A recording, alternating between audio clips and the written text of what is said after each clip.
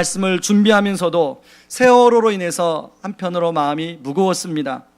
그래서 혹시 구조가 되는 사람이 있을까? 제 마음은 자꾸 그 인터넷에 있는 기사에 마음이 갔습니다. 많은 기사들이 올라와 있더라고요. 그 중에서도 국민들의 마음과 심정을 잘 담아주는 기사 제목이 이런 제목이 아닐까 생각합니다. 온 국민이 울었다. 대한민국도 멈췄다. 여러분, 지금 우리 국민들의 심정을 너무나 잘 보여주는 그런 기사 제목 아닙니까? 세월호로 인해서 나라적으로도 그렇고 개인적으로도 그렇고 이벤트를 취소하고 또 콘서트를 연기하고 그 뭔가 흥을 돋구는 행사들은 다 지금 취소하고 연기하는 추세입니다. 특히 가수들이 그 콘서트를 연기를 하는데 국민 가수라고 불리우는 어느 가수가 자신의 콘서트를 연기하면서 올린 그 트위터에 이런 글을 올렸습니다. 모두들 이해할 것이라고 믿는다. 대한민국이 울고 있는데 대한민국 가수인 제가 노래할 수 있겠습니까? 여러분, 이런 상황에서 솔직히 부활절을 맞는 그 목사로서 부활절 설교를 어떻게 해야 되나 고민이 되더라고요. 여러분, 우리가 알대로 부활절은 정말로 예수님의 부활을 기뻐하고 그리고 막 우리끼리 또 기뻐하고 그런 게 부활절 아닙니까? 그런데 지금 나라적으로 그 사람 안산이라는 도시는요 우리 옆 도시예요. 그래서 제가 알고 보니까 그 간접적으로 우리 성도님들하고도 연관된 분들이 계시더라고요. 그러니 그런 분위기 속에서 어떻게 우리가 즐거워할 수 있겠습니까? 그런 상황에서요 말씀을 준비하다가 제가 어느 책에 나온 글을 보고 이럴 때일수록 부활절의 의미를 잘 우리가 살펴보는 게 중요하겠다라는 생각을 하게 되었습니다. 그 책에 이렇게 쓰여 있었습니다. 부활은 큰 비극을 만난다 하더라도 우리가 의미를 발견하도록 도와준다. 우리가 주님과 동행하다가 무슨 일 당한다 하더라도 우리 부활로 인해 소망이 있다. 저는 이 글을 보는 순간에 그래, 맞아. 정말로 부활절은 우리가 원하는 대로 우리가 기도한 대로 그 세월호에 그 갇혀있는 그 어린 생명들이 다 구조되지 못할지라도 부활은 하나님의 능력이야. 부활은 여전히 소망이야. 그런 마음이 제 안에 들었습니다. 저는 오늘 부활절 예배를 통해서 저와 여러분들에게 부활의 주님께서 주시는 여러분들의 마음을 위로해 주시고 어루만져 주시는 은혜가 있기를 주님의 이름으로 축원합니다. 우리가 읽은 본문에는 부활을 가장 경험한 여인들 막달라 마리아와 또 다른 마리아가 나오고 있습니다. 이 여인들은 이제 안식일이 끝나기만을 기다렸어요. 그래서 안식일이 끝나는 첫날, 지금으로 말하면 주일 새벽입니다. 주일 이른 새벽에 일어나서 예수님 무덤가로 달려갑니다. 마가복음 16장 1절에 보면 향품을 예수님 시체에 바르기 위해서 갔다고 나와요. 여러분, 그 당시에 그 돌아가신 분을 위해 마지막 예의로 그 향품을 발라줬다고 그럽니다. 여러분, 우리는 그 장례식장 가면 돌아가신 분을 향한 예의로 하얀 국화꽃을 거기에 올려놓지 않습니까? 그런 의미입니다. 그런데요, 가보니까 거기는 예수님은 없고 빈 무덤만 있는 거예요. 그리고 한 천사를 만나게 되는데 그 천사가 이 여인들에게 뭐라고 말하냐면 예수님은 부활하셨다는 거예요. 예수님이 살아생전에 내가 3일 만에 부활한다고 말씀하지 않았느냐 하신 말씀대로 부활하셨다는 거예요. 그리고 제자들한테 이 알려줘서 빨리 예수님 이제 기다리시는 갈릴리로 가라고 말씀하고 있습니다. 그게 마태복음 28장 5절 7절 말씀이에요. 같이 한번 읽어보겠습니다. 천사가 여자들에게 말하여 이르되 너희는 무서워하지 말라. 십자가에 못 박히신 예수를 너희가 찾는 줄을 내가 아노라. 그가 여기에 계시지 않고 그가 말씀하시던 대로 살아나셨느니라. 와서 그가 누우셨던 곳을 보라. 또 빨리 가서 그의 제자들에게 이르되 그가 죽은 자 가운데서 살아나셨고 너희보다 먼저 갈릴리로 가시나니 거기서 너희가 배우리라 하라. 보라, 내가 너희에게 일렀느니라 하거늘. 이제 이 말을 듣고 이제 제자들한테 달려가려고 하는 참이에요. 그때 예수님이 이 여인들에게 다시 한번 나타나요. 그러면서 뭐라고 말씀하시냐면 평안하냐. 그렇게 이 여인들을 위로하고 뭐라고 말씀하시냐면 부활 소식을 제자들한테 알려주라고 이야기하고 있습니다. 그런데요, 이 여인들이 부활의 현장에 있었지만 그 동일한 시간대에 부활의 현장에 있었던 또 다른 사람, 바로 로마 군병들이었습니다. 여러분 11절에 보시면 이 여자들이 지금 제자들한테 갈 때 경비병들은 누구에게 갔습니까? 경비병들은 대제사장에게 갔어요. 그리고 백성의 장로들이 갔어요. 거기서 어떤 의논이 이루어집니까? 이제 예수님이 갑자기 천사가 내려와서 무덤에 돌을 굴리고 예수님이 죽었던 예수님을 부활시키고 자기들은 정신이 혼미해지고 뭐 이런 얘기를 하지 않았겠습니까? 그랬더니 대제사장과 백성의 장로들이 아이고 내가 잘못했구나, 내가 회개해야지, 진짜 예수님이 부활하셨구나, 그러지 않으셨다는 거예요. 그러지 않고 이 군병들을 돈을 많이 주고, 돈을 몇 푼 주면 이제 거짓말을 안 하니까 돈을 많이 주고, 얼마나 줬는지 모르겠습니다. 그랬더니 군병들이 가서 거짓말을 터뜨리는 거예요. 우리가 자고 있을 때 제자들이 몰래 와서 예수님의 시체를 훔쳐갔다.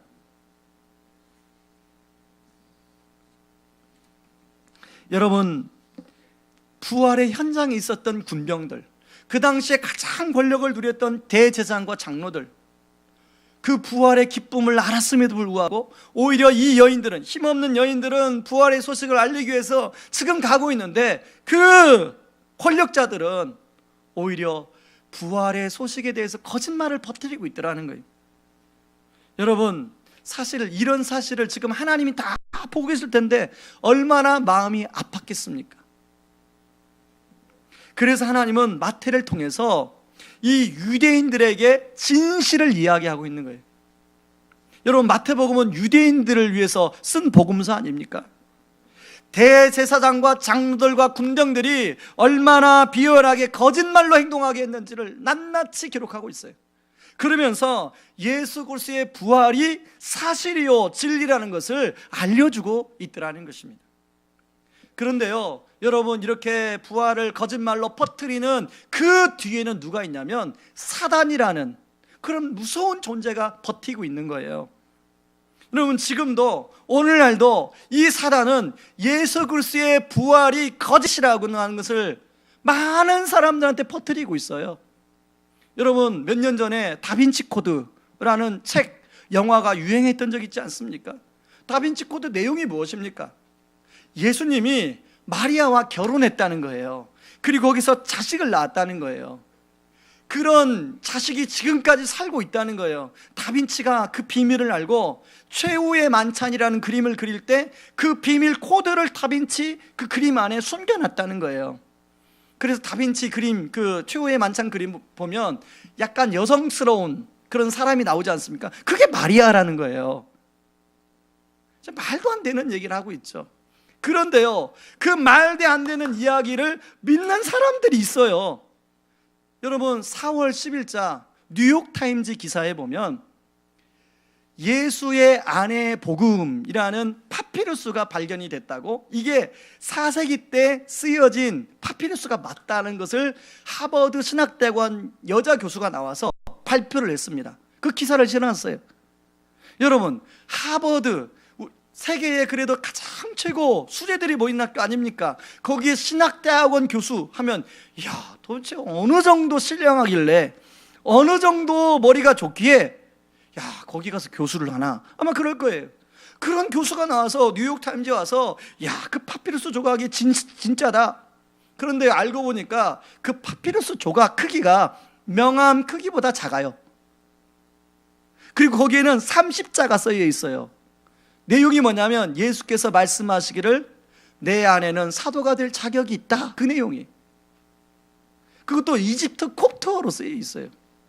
저는 그 기사를 읽으면서, 아니, 수많은 성경에 관련된 수많은 파피루스를 발견해서 지금 우리가 가지고 있는 성경을 이제 맞지 않는 파피루스들은 버리고 진짜 성경에 맞는 파피루스들만을 초대교회 시대 다 모아서 이게 지금 만든 교부들이 만든 게 이 성경 아닙니까? 그러면서 이 성경 66권만이 진짜 하나님의 말씀이라고 그렇게 인준했는데, 이 성경을 믿지 않고 그 명함 크기보다 작은 그 파피루스 조각 이야기를 사람들이 믿는다는 거예요. 진짜 아이러니 아닙니까? 진짜 아이러니예요. 그런데 왜 그런 파피루스 조각에 사람들의 마음이 쏠릴까요? 그게 사탄이 뒤에서 우리의 영을 가지고 장난치기 때문에 그런 거예요. 사단은 항상 그럴듯하게 우리들을 속여요. 여러분, 왜 사단이 때가 되면 늘 부활을 가지고 공격하냐면 사도 바울이 그 부분을 명확하게 이야기해 놓은 부분이 있습니다. 고린도전서 15장 13절 14절 같이 한번 읽어보겠습니다. 읽습니다. 만일 죽은 자의 부활이 없으면 그리스도도 다시 살아나지 못하셨으리라.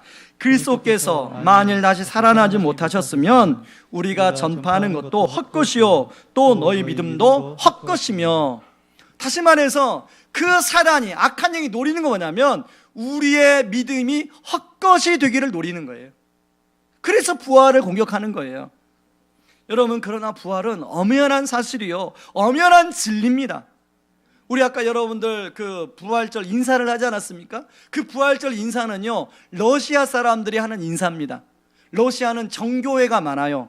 그래서 부활절 인사를 이렇게 한답니다. 한 사람이 예수님 부활하셨습니다. 그러면 그 상대방은 진실로 부활하셨습니다. 여러분, 예수님이 진실로 부활하신 줄 믿습니다. 여러분, 부활이 진리요 사실이라면, 그렇다면 부활절을 맞이하는 우리는 어떤 방향으로 삶을 살아가야 할까요? 저는 그런 지향점을 오늘 세 가지 관점에 저와 함께 나누기를 원합니다. 첫 번째 지향점은 의심에서 확신으로 나아가야 된다는 거예요. 17절에 보면 11제자가 갈릴리에서 예수님을 만났어요. 그리고 이제 예수님이 사명을 그 선언하는 그런 내용인데도 불구하고 17절에 보면 예수님의 제자 중에 아직도 의심하는 사람들이 있더라, 이렇게 나옵니다. 여러분, 예수님 제자 중에 마지막까지 의심했던 사람이 도마 아닙니까? 도마가 이제 예수님이 제자들한테 나타났을 2번 나타나는 동안 도마는 하필이면 그 자리에 없었어요. 그래서 의심을 하는 거예요. 여러분, 도마가 요한복음 20장 25절에 뭐라고 말하냐면 이렇게 나옵니다. 다른 제자들이 그에게 이르되 우리가 주를 보았노라 하니 도마가 가로되 내가 그의 손에 못자국을 보며 내 손가락을 그 못자국에 넣으며 내 손을 그 옆구리에 넣어보지 않고는 믿지 아니하겠노라. 여러분, 도마, 저는 참 이런 면에서 도마가 어쩌면 저의 성향하고 닮았나. 전 도마 스타일이거든요. 저는 눈으로 보아야 믿는 사람이에요. 누가 아무리 말을 해도 저는 눈으로 확인하지 않고는 그걸 절대 안 믿는 스타일이에요. 좀 우리 남자분들 저랑 좀 비슷한 스타일이 있으시죠? 동의를 안 해주시네. 일부 때도 잘 동의를 안 해주시던데 아마 그런 분들이 계실 거예요. 그래서 뭔가 눈으로 확인해야만이 믿는 그런 성향을 가진 분들이 계세요. 그런 사람들은요, 의심을 좋아하고 자연과학을 좋아해요. 그리고 논리적인 걸 참 좋아하는 사람들이에요. 여러분, 제가 예수님이라면요, 그런 도마 그냥 나타나서 갑자기 뒤에서 몰래 나타나서 군밤을 탁 한데 그냥 때려줬을 것 같은데 예수님이 그러지 않으십니다. 요한복음 10장 26절에 보니까 도마에게 나타나서 8회를 지나서 제자들이 다시 집안에 있을 때 도마도 함께 있고 문들이 닫혔는데 예수께서 오사 가운데 서서 이르시되 너희에게 평강이 있을지어다. 27절 말씀 같이 한번 읽어봅니다. 도마에게 이르시되 내 손가락을 이리 내밀어 내 손을 보고 내 손을 내밀어 내 옆구리에 넣어보라. 그리하여 믿음 없는 자가 되지 말고 믿는 자가 되라. 여러분, 예수님은 의심하는 도마에게 자기의 손을 보여주고 자기의 옆구리를 보여주면서 만져보라고 그래요. 의심하지 말고 믿는 자가 되는 게 더 중요하다. 도마가 뭐라고 대답합니까? 도마가 대답하여 이르되 나의 주님이시요 나의 하나님이십니다. 주님 부활하신 건 맞군요. 제가 말씀을 준비하다가 아까 읽었던 동일한 책입니다. 그 책에 보니까 이런 글이 써 있어요. 의심과 싸우며 믿음이 성장한다. 그런 면에서 의심은 유익하다. 그러나 의심이 찾아질 때 낙심해서는 안 된다. 영적인 성장의 일부이다. 다만 의심이 생기는 사람들은 영적으로 깊이 사고하는 사람들과 지속적인 대화를 하고 기도와 연구를 게을리하지 말아야 한다. 여러분, 이렇게 되면 어떻게 된다는 거예요? 이런 과정을 밟으면 도마처럼 의심이 걷어지고 확신으로 나가게 된다는 거예요. 저는 이런 면에서 아까 말씀드렸처럼 저는 도마 같은 사람이었어요. 저는 모태신앙입니다. 어릴 때부터, 이제 어머니 뱃속에 있을 때부터 교회에 나갔던 사람이에요. 태어나는 것도 목사님 사택에서 태어났어요.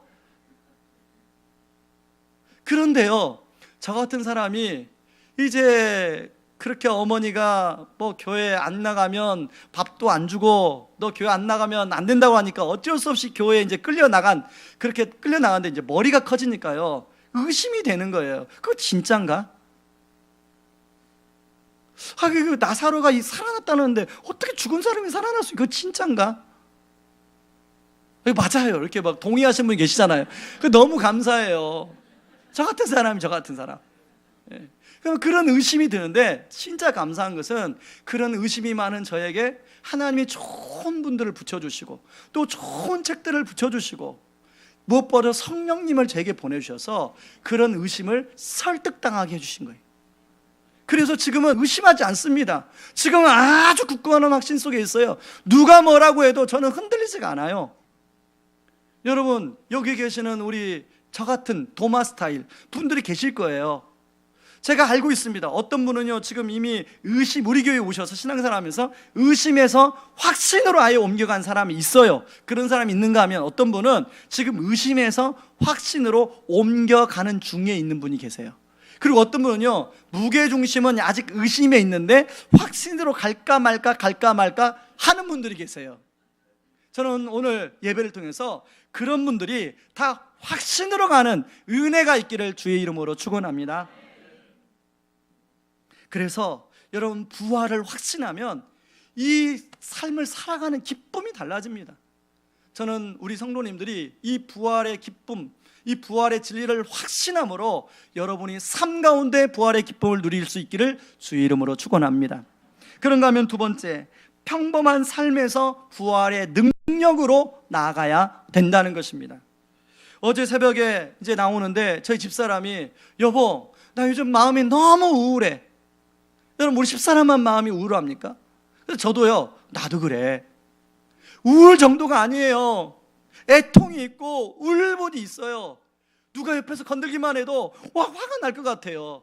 여러분 마음은 어떻습니까? 안 그렇습니까? 아까 말씀을 준비하기 전에 제 목양실에 앉아서 이제 기도하는데 그 세월호에 있는 그 실종된 아이들을 생각하니까 막 또 눈물이 나와요. 왜? 우리 애들 같으니까. 다 그런 마음 아닙니까? 자식 키우는 부모 마음이 그런 마음 아니겠습니까? 여러분, 그런 울분이 당사자 또 책임자, 초기 대처를 잘못한 정부를 향한 울분일 거예요. 그런데 그 중에는 어떤 분들은요, 신이 살아있다면 어떻게 이런 일이 있을 수 있는가, 그런 울분을 가진 분들 계실 거예요. 그런데요, 그런 울분이 제 안에 남아있는데 오늘 새벽에 일어나면 여러분 가장 먼저 하는 행동이 무엇입니까? 너무 자세하게 이야기하면 또 여러분들이, 그리고 또 조는 분들을 위해서 제가 이야기하겠습니다. 새벽에 일어나면 가장 먼저 화장실에 가지 않습니까? 저희는요, 저희 집사람이 부탁을 해서 서서 싸가 아닙니다. 다 앉아 싸야 돼요. 조는 분들을 위해서 하신 거예요. 해드린 거예요. 그래서 화장실에 앉아 있는데 성령님이 저한테 깨달음을 주는 거예요. 네 안에 있는 울분이 누구를 향한 울분이냐? 그 울분에 대한 에너지가 너 자신이 그 초기에 그 책임자였던 그 사람들의 이기적인 본능으로 흘러가지 않고 네가 너를 돌아보는, 네 안에 부활의 능력으로 그런 에너지가 흘러갈 수 있는, 울분의 에너지가 흘러갈 수 있었으면 좋겠다. 또 하나는, 그렇게 안전 시스템이 주목국으로 돼서 많은 희생자를 낳는데 네가 속해 있는 교회는 제대로 안전하니? 안전 시스템이 잘 갖춰졌니? 그러면서요, 그 새벽에 화장실에 앉아있는데 5층에서 만약에 이제 예배를 드리는데 화재가 났다. 그러면 나는 어떤 대처를 해야 되나? 그런 위기관리 시스템이 우리 교회가 되어 있는가? 그런 질문이 떠오르는 거예요. 그래서 이제 우리 분과장들하고 그분을 좀 논의하고 다듬으려고 합니다. 3층에 있는데 3층에서 무슨 일이 일어났다. 그러면 위기관리 시스템이 잘 안전관리 매뉴얼이 되어 있는가? 안 돼 있어요, 아직. 여러분 집안은 돼 있습니까? 지금 여러분 다니고 있는 회사, 여러분이 운영하는 사업장에는 안전관리 매뉴얼이 잘 되어 있습니까? 그러므로 울분을 누구에게 돌릴 게 아니라 그 울분의 에너지가 여러분 나에게로, 그리고 내가 지금 속해 있는 공동체 안으로 그것이 긍정적 에너지로 들여줄 수 있어요. 그래야 더 이상 사고가 일어나지 않잖아요. 그런 가운데 여러분, 저는 그 세월호 사태를 지금 보시고 계시는 우리 하나님의 마음은 어떨까? 그런 생각이 들었습니다. 그러면서 요한복음 11장 말씀이 떠올랐어요. 여러분, 요한복음 11장은 그 마르다와 마리아, 오빠 나사로가 사는 그 가정을 배경으로 하는 말씀 아닙니까? 어떻게 되는지 부모님이 계시질 않아요. 오빠 나사로 하나 믿고 이제 이 마르다와 마리아가 살아가는데 어느 날 갑자기 오빠 나사로가 중병이 걸려서 금세 돌아가시게 됐어요. 그래서 예수님께 SOS를 요청을 했는데 예수님은 4일이 지나서야 도착을 했어요. 그래서 마리아가 예수님께 가서 예수님 진작 오셨더라면 우리 오빠가 죽지 않잖아요. 그러면서 막 마리아가 펑펑 울어요. 그리고 또 마리아를 따라왔던 동네 사람들이 펑펑 울어요. 그때 예수님이 어떤 반응을 보이고 있습니까? 요한복음 11장 34절 35절 말씀. 이르시되 그를 어디 두었느냐 이르되 주여 와서 보옵소서 하니 예수께서 눈물을 흘리시더라. 저는 지금 세월호에 그 마음이 어렵고 힘든 그런 가족들을 향해서 우리 주님이 눈물을 흘리실 거라고 생각합니다. 그런데요, 예수님이 이렇게 눈물만 흘리신 게 아니라 오늘 본문을 자세히 보면 조금 다른 면이 있습니다. 요한복음 11장 33절 한번 보겠습니다. 예수께서 그가 우는 것과 또 함께 온 유대인들이 우는 것을 보시고 심령에 비통히 여기시고 불쌍히 여기사. 38절 같이 읽습니다. 이에 예수께서 다시 속으로 비통히 여기시며 무덤에 가시니 무덤이 구리라 돌로 막았거늘. 여러분, 여기 심령에 비통히 여기다는 것은 마음을 찢다, 분노하다, 가슴을 찢도록 애통스럽다는 그런 뜻이에요. 여러분, 좀 그런 뜻이라고 생각하고 사람들이 우는 것을 보시고 예수님이 화가 났다, 이게 말이 됩니까? 그러면 예수님이 상식적인 분이니까 예수님이 화가 난 이유가 있을 거 아니에요.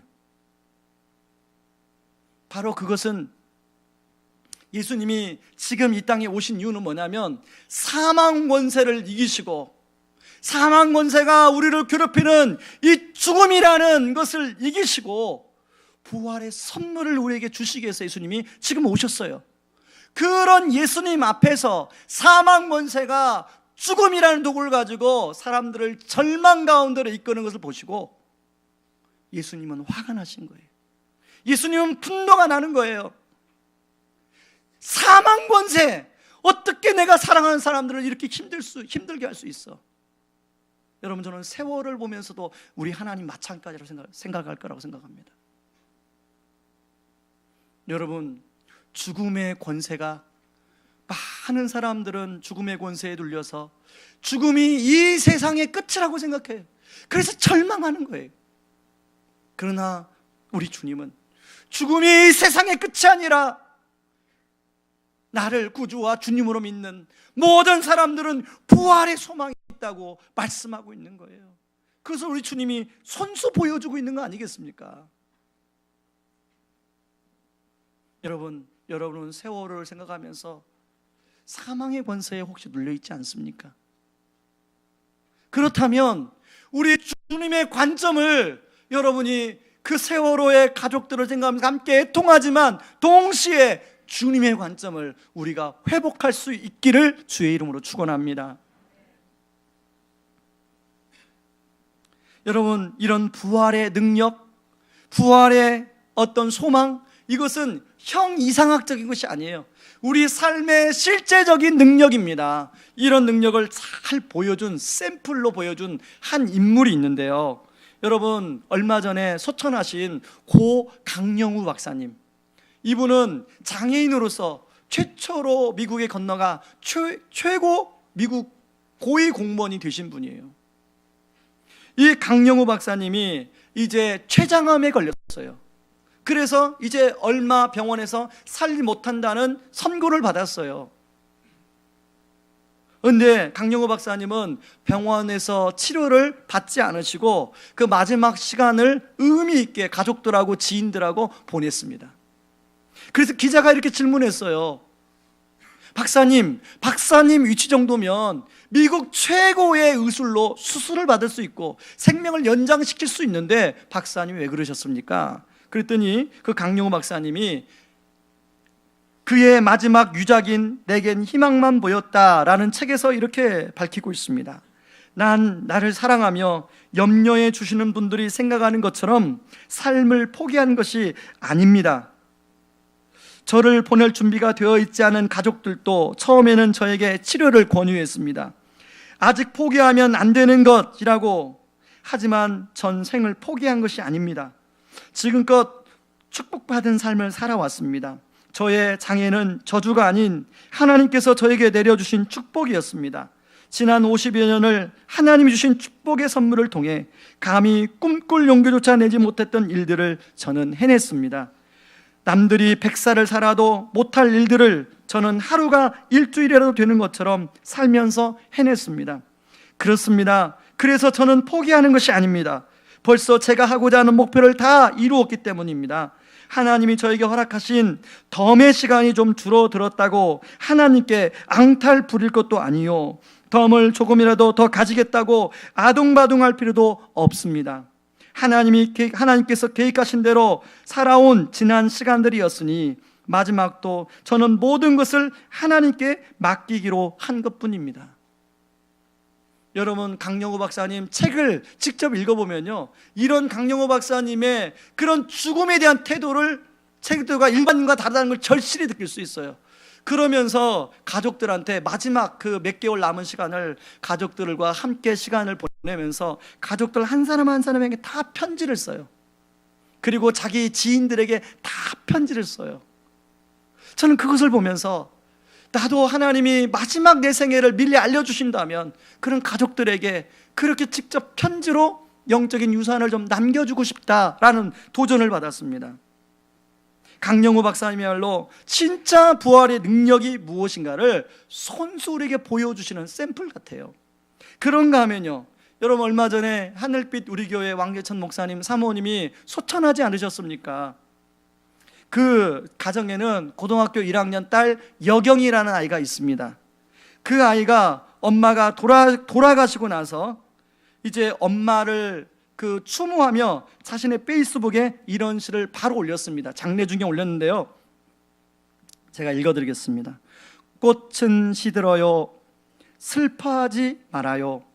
그러나 해가 뜨면 다시 필 것을 서러워 말아요. 안녕, 너무 사랑했고 고마웠어. 그럼 꽃 같은 그대는 내내 어여쁘소서. 여러분, 고등학교 1학년 여자아이가 부활의 소망이 있으니까, 그러나 해가 뜨면 다시 필 것을 알았기 때문에 서러워 말라는 거 아닙니까? 자기도 서럽지 않다는 거 아니겠습니까? 여러분, 사모님이 돌아가신 날 저녁, 저하고 집사람이 갑자기 찾아뵙고 싶어서 연락도 않고 찾아뵀어요. 그러고 1시간 동안 그 거실에 이제 아이들이 그 엄마와 함께 보낸 것을 눈으로 보게 되었습니다. 엄마 볼을 문지르며 엄마 사랑했어요, 엄마 고마웠어요, 엄마 많이 힘들지요, 우리는 괜찮아요, 엄마 편안히 가셔도 괜찮아요. 그런 얘기를 아이들이 계속 하는 거예요. 고3, 고1, 이제 중학교 1학년입니다. 새 아이다. 그런 시간을 보내는 거예요. 그러고요, 이제 마지막 기도를 하고 그 가정을 떠나서 저희 집으로 돌아오는 길에 소천했다는 연락이 왔습니다. 근데 소천하고 이제 막내가 아마 가장 먼저 발견했나 봐요. 그래서 막내가 발견하고 이제 형 또 누나 불러서 같이 그 기도를 하는데, 기도하고 그러다 큰아이가 만약에 이런 상황에 예수 믿지 않은 친구들은 어떻게 하지? 여러분, 그 아이가 말하는 거예요. 자기는 부활의 소망이 있고 천국의 소망이 있으니까 그런 상황을 엄마를 기쁘게 보내드릴 수 있다는 거 아니겠습니까? 여러분, 성경은 우리를 나그네라고 이야기합니다. 이 땅이 우리의 삶의 정착지가 아니라 이 땅의 삶은 우리의 여행길이에요. 여러분, 나그네가 여행하다 보면 때로는 나그네가 원하는 좋은 환경을 만날 때가 있어요.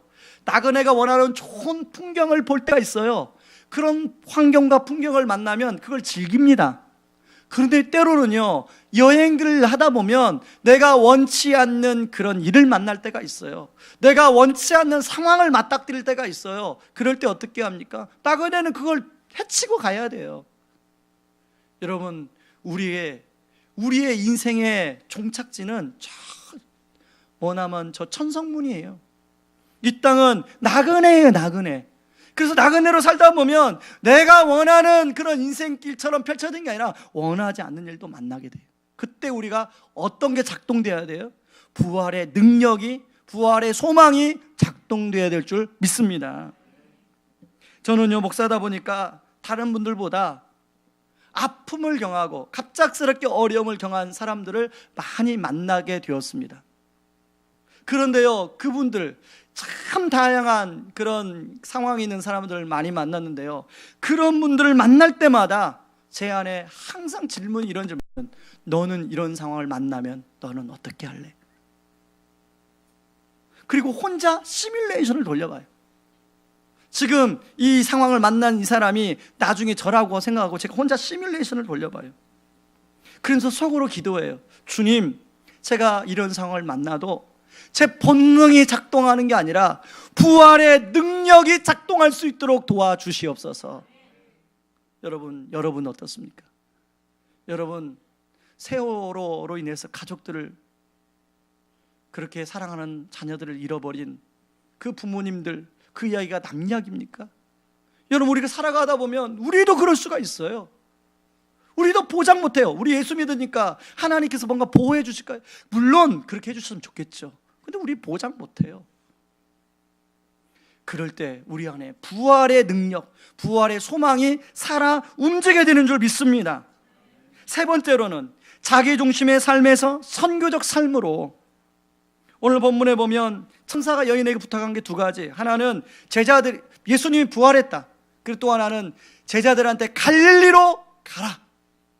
저는 오늘 본문에 보면서 왜 예수님이 또 천사가 그 여인들에게, 제자들한테 빨리 갈릴리로 가라, 갈릴리가 무엇인가?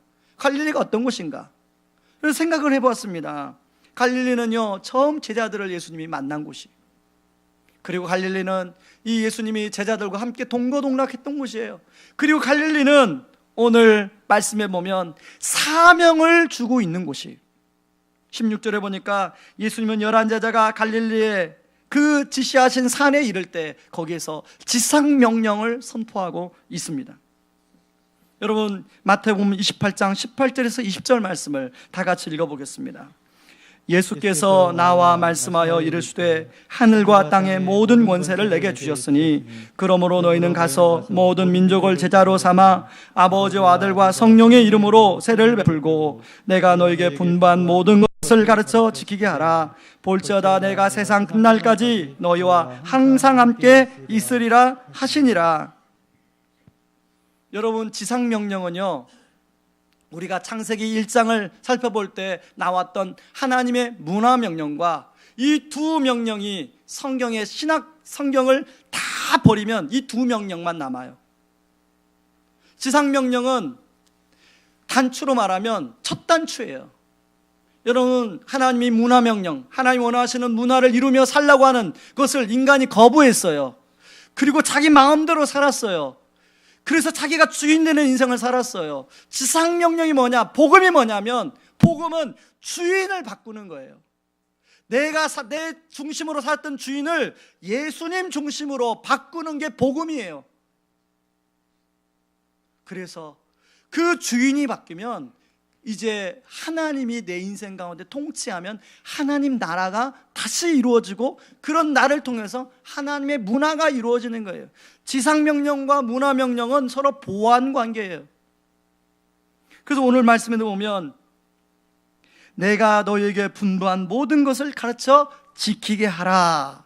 내가 세상 끝날까지 너희와 함께 항상 함께 있으리라 하시니라. 이렇게 말씀하지 않습니까? 중요한 것은 우리가 예수 믿고 십자가의 은혜를 감격하고 부활의 소망을 가지고 마지막 포커스는 하나님 나라를 우리 삶에서 살아가야 돼. 나를 통하여 하나님 나라가 이루어져야 돼.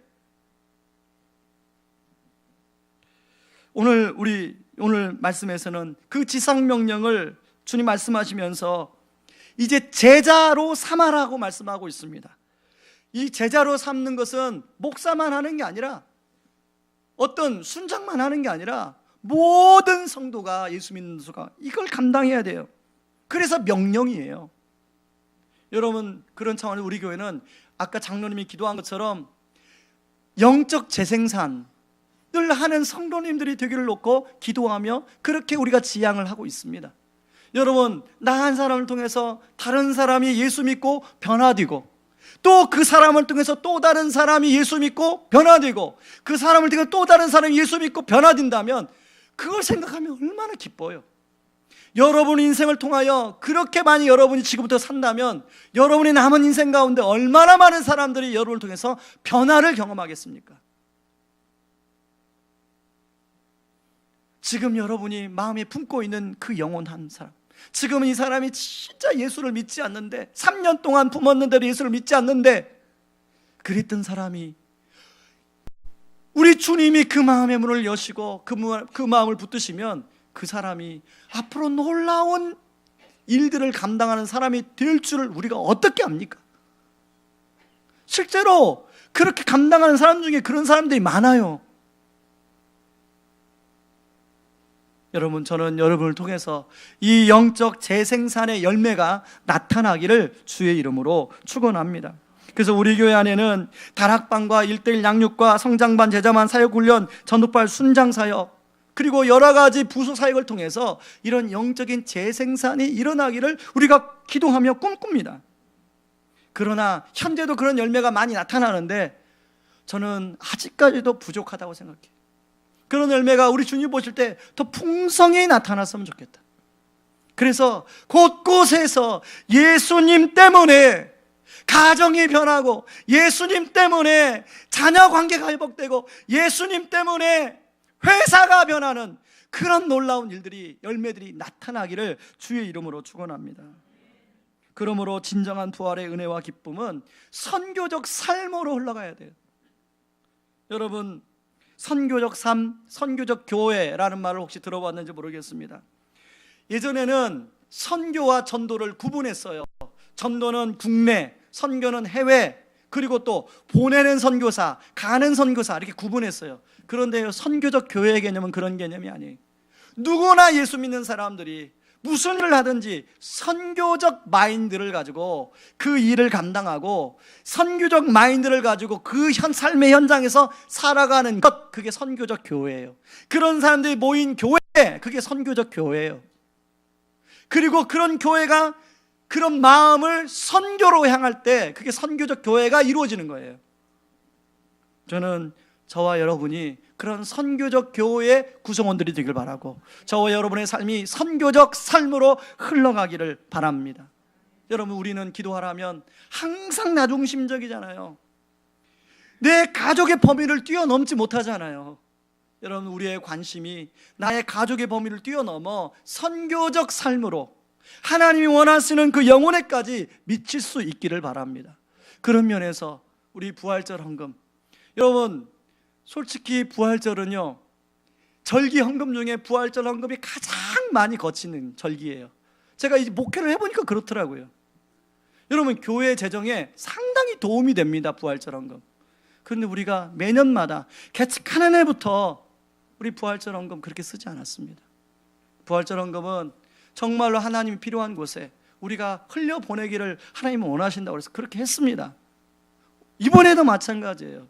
여러분 그 탈북하는 가정 가운데 부모님을 잃어버리고 혼자 사는 아이들, 교통비가 없어서 한국 사회 말이 이제 북한에 썼던 말, 한국에서 썼던 말이 달라 적응하기가 힘들어요.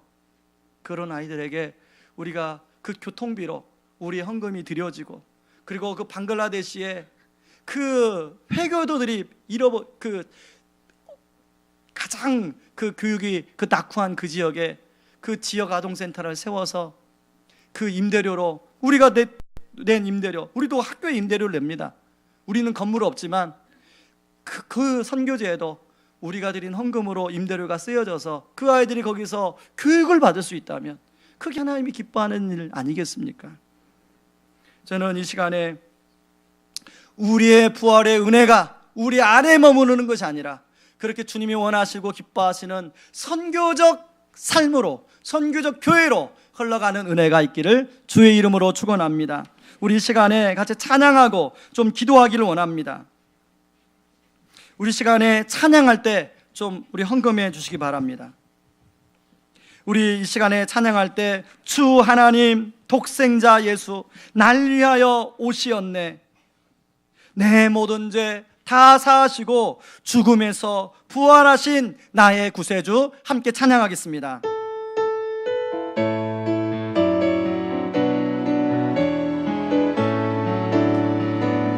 주 하나님 독생자 예수 날 위하여 오시었네, 내 모든 죄 다 사하시고 죽음에서 부활하신 나의 구세주, 살아계신 주 나의 참된 소망, 걱정 근심 전혀 없네, 사랑의 주내 갈 길 인도하니 내 모든 삶의 기쁨 늘 충만하네, 주 안에서 거듭난 생명 도우시는 주의 사랑,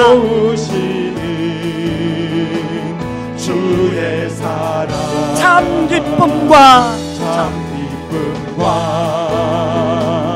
확신 가지고 예수님의 도우심을 믿으며 살리, 살아계신 주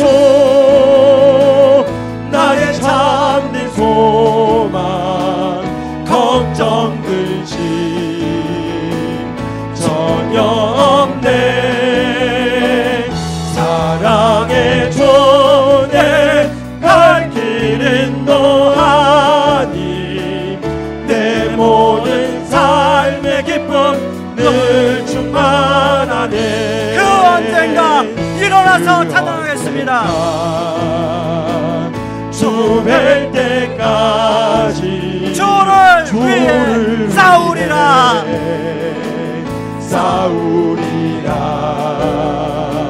승리의 길 멀고 매도 주님께서 나의 앞길 지켜주시리, 살아계신 주 나의 참된 소망, 걱정 근심 전혀 없네, 사랑의 주내 갈 길 인도하니 내 모든 삶의 기쁨 늘 충만하네. 우리 시간에 한번 말씀 붙들고 기도하기를 원합니다. 말씀 붙들고 기도할 때 하나님 아버지, 내가 부활을 맞이해서 의심에서 확신으로, 평범한 삶에서 부활의 능력으로, 자기 중심적 삶에서 선교적 삶으로 나아가게 하여 주시옵소서. 같이 기도하겠습니다. 기도합니다. 고마우신 하나님 아버지, 고맙고 감사합니다. 아버지 하나님, 우리가 아버지 하나님 부활, 아버지 진리라는 것을 다시 한번 확신하게 하여 주시옵소서. 아버지 하나님, 의심하고 있는 생각을 있다면 확신으로 나가게 하여 주시옵소서. 아버지 하나님, 아버지 부활의 영역을 경험하며 살아가길 원합니다. 아버지 하나님, 우리가 사망 권세에 눌려 살아가는 그런 인생이 아니라 아버지 우리의 인생 나그네 길, 아버지 하나님 여행하다 보면 우리가 원하는 일도 만나고 우리가 원치 않는 일도 만나게 되는데, 아버지 그 원치 않은 일을 만날 때 아버지 우리 안에 부활의 능력이 작동될 수 있도록, 부활의 소망을 가지고 살아갈 수 있도록 하나님 아버지여 도와주시옵소서. 아버지 하나님, 저 천국에서 아버지 하나님 우리 주님 만날 소망을 아버지 우리가 갖게 하여 주시기를 기도하고 어리합나이다. 하나님 아버지, 이제까지 나 중심적인 삶을 살았다면 선교적 삶으로 올라갈 수 있게 하여 주시옵소서. 아버지 하나님, 아버지 우리 삶에서 선교적 마인드로 살게 하여 주시옵소서. 아버지 선교적 교회로 아버지 우리 교회가 나가게 하여 주시옵소서. 하나님 아버지 인도하여 주시길 원합니다. 아버지 하나님, 우리 안에 아버지 부활의 능력이 회복되게 하여 주시옵소서. 우리 한 번 더 기도하기를 원합니다. 이 시간 한 번 더 기도할 때 특별히 우리 세월호 가족들을 위해서 한번 기도하겠습니다. 여러분, 우리 세월호 아버지 가족들의 마음을 우리 주님이 이루하여 주시옵소서. 지금도 수색이 되고 있는데 하나님 아버지 모든 수색 작업이 원활하게 이루어지게 하여 주시고, 아버지 혹시 생존자들이 남아있다면 하나님 생명을 보호하여 주시옵소서. 아버지 안산 단원고 학생들 심리적 안정과 향후 정상적인 학교 생활이 아버지 이루어질 수 있도록 주여 도와주시고, 이번 일로 하여 모든 정부의 안전 시스템이 다시 한번 점검되게 하시고 다시금 이런 인재가 나타나지 않도록 하나님 도와주시옵소서. 같이 기도하겠습니다. 기도합니다. 하나님 아버지, 이 시간에 아버지 세월을 위해서 기도합니다. 아버지 친구로 아버지 하나님 가족을 잃은 슬픈 가운데는 우리 유족들을 아버지 유하여 주시옵소서. 아버지 그 마음을 헤아려 주시옵소서. 아버지 무엇으로 그 마음이 이루가 되겠습니까?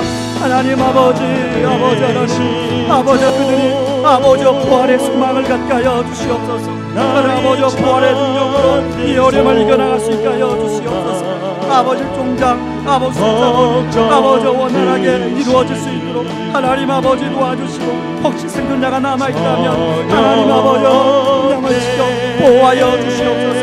아버지 안산 가는곳 학생들의 심령 안정과 향후 정상적인 학교 운영이 아버지 이루어질 수 있도록 하나님 도와주시고, 아버지 안산 시내가 아버지 이를 하여 침통에 빠져 우울에 빠져 있는데 아버지 그분들을 위로하여 주옵소서. 아버지 이번 일로 인하여 아버지 우리나라 전체 안전 시스템이 다시 점검되게 하여 주시고, 아버지를 다시는 이런 죄가 일어나지 않도록 하나님 도와주시옵소서. 이런 인재가 일어나지 않도록 하나님 도와주시옵소서. 아버지 우리 교회도 이번 결정에서 안전관리 매뉴얼을 만들게 도와주시고 시스템을 정비할 수 있도록 아버지여 도와주시옵소서. 아버지여 도와주옵소서. 인도하여 주시옵소서. 주님의 이름으로 기도합니다. 천연의